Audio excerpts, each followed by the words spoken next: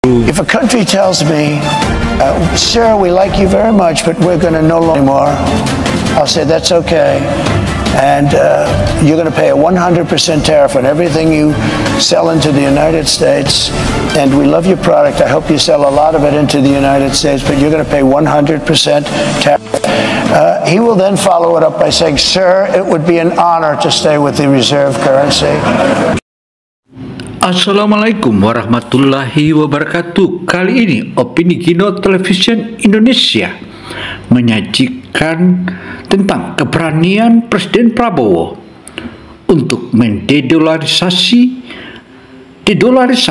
dan dedolarisasi saat ini sudah merupakan salah satu kesepakatan di negara-negara BRICS. Bagaimana kisahnya? Mari kita saksikan.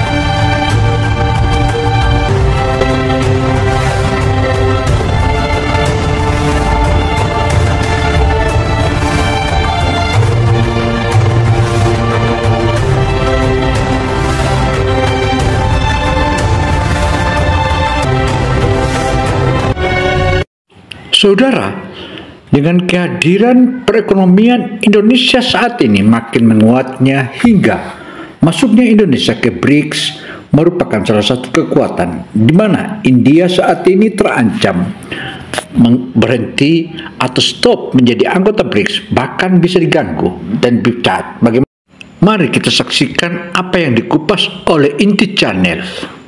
Presiden Prabowo dengan sangat berani teman-teman melakukan dedolarisasi. ASEAN lainnya yang kemarin itu bertemu di Kuala Lumpur teman-teman, itu berhasil menciptakan suatu deklarasi bersama yang tujuan dan arahnya akan melakukan dedolarisasi. Artinya tidak menggunakan dolar lagi sebagai mata uang kurs silang maupun cadangan. Di satu sisi Indonesia ini digadang-gadang untuk menjadi pengganti dari India, manakala India pada akhirnya menyerah, harus keluar dari BRICS karena luar biasa tekanannya dari Donald Trump. Saudara, melihat kebandelan India belakangan ini tentu saja banyak pihak menilai bahwa India bakal diberhentikan atau stop menjadi anggota BRICS, dan ini merupakan kerugian besar bagi India. Bagaimana kisahnya? Things that the Indian government did that generally rub the United States the wrong way. For instance, you generally buy your military gear from Russia. That's a way to kind of get up. Presiden Amerika yang satu ini, yaitu Donald Trump ini, sangat sibuk ngurusi kelanggengan hegemoni kursnya dia, mata uang dia, yaitu dolar. Dan salah satunya yang disoroti habis-habisan itu adalah BRICS. The BRICS nations, I think that's breaking up very rapidly. We said that if they're going to go and do anything to undermine the dollar, that includes China. We're going to put 100% tariff on every one of those nations. Nah, kemarin teman-teman, India itu mendapat sebuah tekanan yang sangat luar biasa agar melepaskan diri dari BRICS. Ya, karena kesalahan PM Modi sendiri, dia terjebak di antara dua kekuatan superpower, teman-teman. Yang pertama, persoalan berhubungan dengan Rusia. Jadi pernah kita bedah bersama teman-teman ya terkait apa dan bagaimana persoalan Jammu Kashmir dari sisi ekonomi, di mana di situ itu ada kepentingan hegemoni masalah jual beli minyak, teman-teman. Nah, Rusia ini disinyalir menjual minyak mentahnya ke India, di situ di refinery, kemudian dijual di Uni Eropa. Padahal Uni Eropa ini memban yang namanya minyak Rusia. Nah, di sini mungkin ditelisik oleh si Amerika. Tidak hanya itu teman-teman, pada saat eskalasi Jammu Kashmir yang terakhir terjadi itu, kan China jelas-jelas membackup yang namanya Pakistan, which is ini melukai India dong. Karena apa? Mereka sebetulnya sahabat dekat, terutama mereka adalah founder di BRICS yang cukup sukses teman-teman. Jadi BRICS ini suatu organisasi yang luar biasa suksesnya, bahkan malah mulai menyaingi yang namanya G7 Karena apa? Pertumbuhan ekonomi G7 terus menurun, pertumbuhan ekonomi anggota-anggota di BRIC ini terus meningkat, teman-teman. Ya salah satu faktornya ya karena kerukunan maupun desain ekonomi yang mereka bangun bersama. Nah, Akhirnya India atas terjadi peristiwa Kashmir itu tentu saja merupakan salah satu kerugian besar bagi India karena dia bakal ditinggal oleh negara BRICS. kenapa kok China mau berada di belakang Pakistan ya tadi teman-teman, karena pernah kita ulas sebelumnya ya, ada kepentingan ekonomi di mana China itu membutuhkan minyaknya Timur Tengah dan jalan akses yang paling bagus itu melalui Pakistan. Otomatis mereka saling hand in hand sampai mengangkat diri sebagai Iron Brother, teman-teman. Nah, otomatis ini kan terbawa yang namanya di BRICS. Wah, itu mungkin hanya spekulasi segala macam. Enggak, teman-teman, itu terjadi sekarang. Begitu Amerika Serikat mengetahui petanya seperti ini, dia memberikan ultimatum, teman-teman. Salah satu pejabat ya, menteri di administrasi Donald Trump itu langsung bereaksi. Mereka langsung menekan yang namanya India. Jadi gini, teman-teman. India punya kelemahan karena gara-gara Jammu Kashmir ini memanas, akhirnya apa? India mengambil peralatan-peralatan militer dari Rusia sebagai mitranya. Dia beli, rencana juga mendatangkan Sukhoi baru dan lain sebagainya. Ini jadi persoalan, dibidik oleh Amerika. Padahal teman-teman, di Laut China Selatan, India itu berada bersamping-sampingan dengan Amerika. Jadi India juga membantu Amerika untuk memperkuat Filipina, Taiwan menghadapi si China. Mereka enjoy juga ketika BrahMos dikirim ke Filipina maupun Taiwan. Tidak terasa, teman-teman, si Perdana Menteri Modi ini sudah terjebak akhirnya. Satu, hubungannya dia dengan kawan-kawan sebriknya semakin hari semakin kacau, terutama dengan China. Pasti semakin renggang. Mungkin hubungan ekonomi enggak, tapi hubungan geopolitical tension itu dia akan semakin renggang, teman-teman. Di satu sisi India masuk dalam area persoalan baru, yaitu Laut China Selatan, teman-teman. Yang sebetulnya ini kan sangat jauh dari India. Saudara, blundernya India dan mengikuti gerak langkah Amerika. Di satu sisi dia adalah anggota BRICS dan hal ini merupakan salah satu hal yang sangat blunder. Pada intinya adalah India terjebak lagi di salah satu persoalan di situ, dan sebagainya. Jadi gini, teman-teman, Rusia itu diembargo juga oleh Amerika karena persoalan Ukraina, terutama produk-produk militernya. Nah, siapa saja yang berani mengimpor ke Rusia atau mengimpor peralatan dari Rusia itu bakal kena sanksi juga, kena dampak. Nah, India melakukan itu, teman-teman. Ini yang dijadikan alasan maupun tekanan dari administrasi Donald Trump untuk melunakkan India, dan konsekuensinya adalah India harus keluar dari yang namanya BRICS.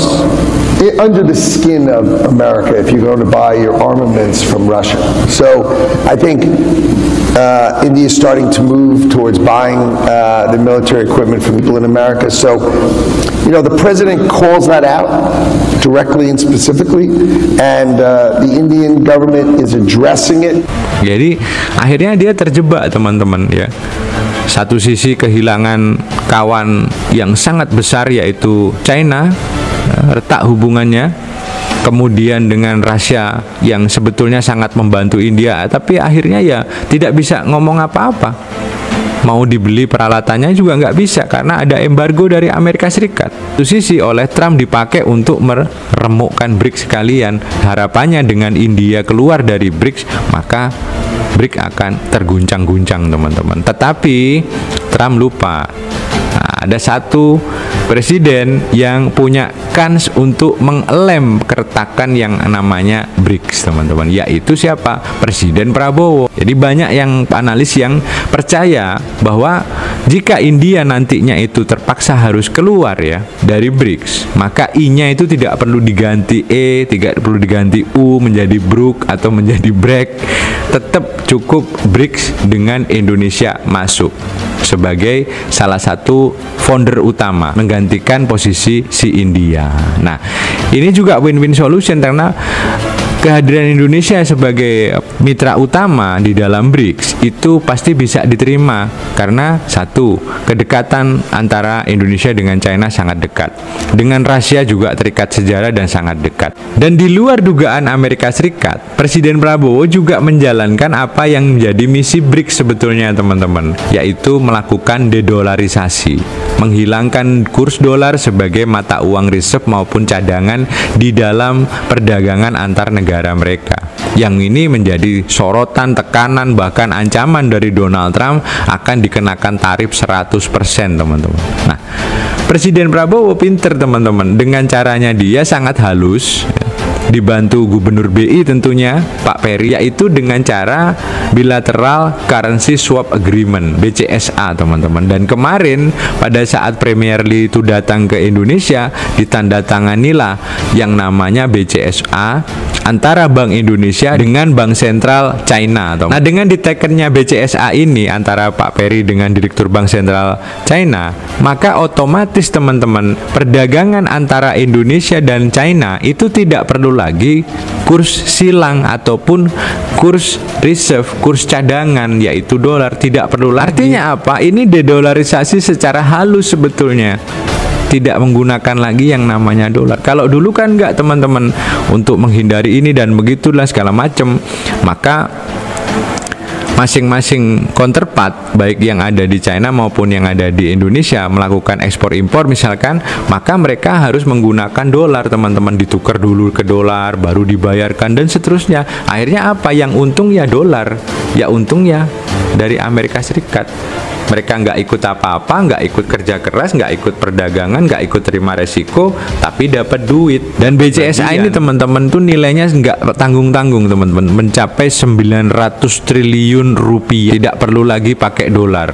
Dengan adanya BCSA yang terbaru ini teman-teman akan memperkuat lagi yang namanya KRIS. Nah, yang kemarin heboh itu teman-teman. Dan tidak hanya berhenti di situ teman-teman. Setelah sukses BCSA antar RI dan China diperpanjang, dipertingkatkan lagi jumlahnya, Presiden Prabowo juga mendorong adanya bilateral swap di kawasan ASEAN dan oleh Perdana Menteri Malaysia. Jadi nantinya dalam waktu cepat dagangan antara negara ASEAN ini sudah tidak memerlukan lagi kurs silang yaitu dolar. Ini teman-teman sama sekali tidak disadari oleh Donald Trump, di luar dugaan Donald Trump. Jadi Presiden Prabowo ini sebetulnya menjalankan misi dedolarisasi, tanpa diketahui yang namanya Donald Trump. Luput teman-teman. Donald Trump sibuk ngacak-ngacak BRICS dengan ya menjatuhkan mentalnya Perdana Menteri Modi, dijepit luar biasa teman-teman dengan ya tadi ancaman embargo karena melakukan transaksi peralatan militer dengan Rusia. Tingkahnya, jurus-jurusnya, kiat-kiatnya, kedekatannya dengan Presiden Xi Jinping maupun Presiden Putin, termasuk presiden-presiden yang ada di sana kayak Presiden Ramaphosa, kemudian Presiden Lula dan segala macam.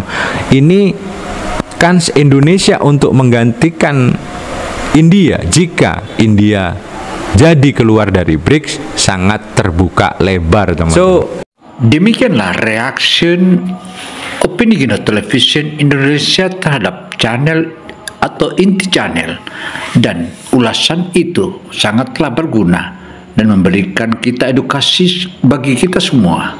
Mari kita tonton.